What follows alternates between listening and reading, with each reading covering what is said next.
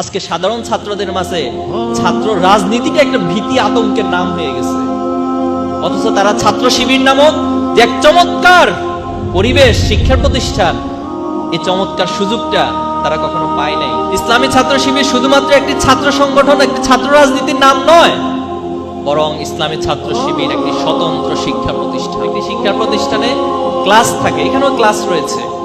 এখানে প্রথমে সমর্থক হইতে হয়, কর্মী হইতে হয়, সাথী হইতে হয়, সদস্য হইতে হয়। এরপরে তাকে উচ্চতর সিলেবাস, সদস্য হওয়ার পরে থেমে যায় না, বরং তাকে একটা রাস্তা দেখিয়ে দেওয়া হয়। সেই রাস্তা হচ্ছে জ্ঞানের চূড়ান্ত শীর্ষ জায়গায় নিজেকে নিয়ে যাওয়ার জন্য আপ্রাণ প্রচেষ্টা চালিয়ে যাওয়া।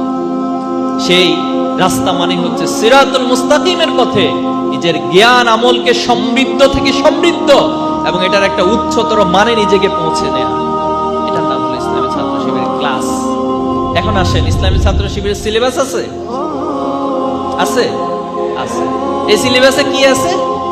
এই সিলেবাসে একজন ছাত্রকে তার এই দুনিয়ার শ্রেষ্ঠত্ব অর্জন করার জন্য, রব্বানা আতিনা ফিদ দুনিয়া হাসানা, এই দুনিয়ার কল্যাণ অর্জনের জন্য যা কিছু প্রয়োজন, যা কিছু জানা প্রয়োজন, তার ইতিহাস জানা প্রয়োজন, ইতিহাস আছে। তার ভূগোল জানা প্রয়োজন, ভূগোল আছে। তার অর্থনীতি জানা প্রয়োজন, অর্থনীতি আছে।